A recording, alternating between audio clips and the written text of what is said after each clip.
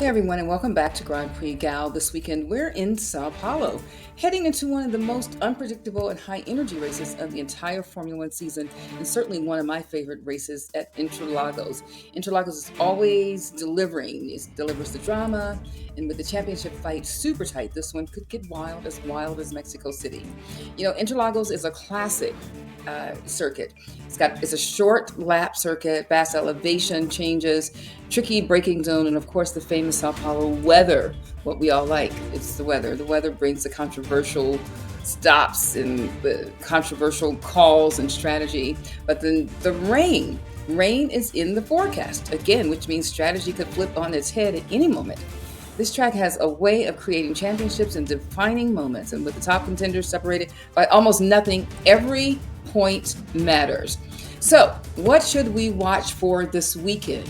First, the title battle. Lando is coming in with momentum. Oscar is warming up, getting a little better, but he's had some problems. And then Max Verstappen is still close enough to cause some serious trouble for the McLarens.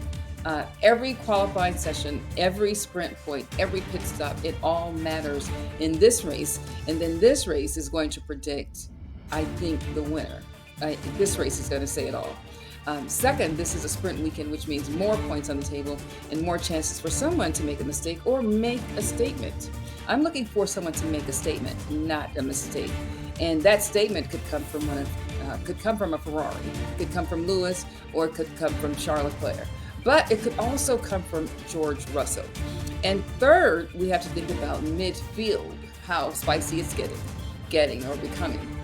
You know, we've seen drivers outside the usual top six putting in really strong performances. And a good example is the Alpine drivers last year coming in 2 and 3. That was like the most exciting races. I mean, it was such an upset for some of the other players but exciting to watch as a spectator to see two Alpines, which probably will never ever happen again in the next 10, 15 years. But to see two Alpines on the podium, both are from northern France, two Frenchmen. It was just beautiful. Of course, with this being Brazil, the crowd's going to be excited for their hometown hero and Gabriel Bortoleto. This is officially, he's a rookie, first of all. It's going to be his official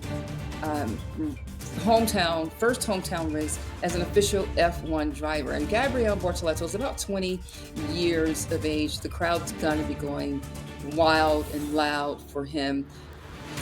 So anyway, he's not a front runner, but I expect him to be in the midfield. He could be in points. I'm not sure. Let's talk about the big question: who takes the win? You know, my pick for the Sao Paulo race is going to be, I don't know. I feel like it's going to be a Ferrari or George. I'm not going to throw Kimi in there, but it's going to be a Ferrari or George. I mean, I want to go with Charles Leclerc because he is so hungry. And by the way, congratulations. He was engaged over the last few days to his girlfriend. I don't recall her name, but they're engaged now. So my pick would be, I'm going to go with Charles Leclerc because I think it might be his time to win. Yeah, I'm going to go with Charles and then the McLarens and Max. But anybody could flip the script this weekend. So buckle up. Between the sprint, the weather, and the championship tension, this is going to become one of the great races of the season. Sao Paulo always brings it in.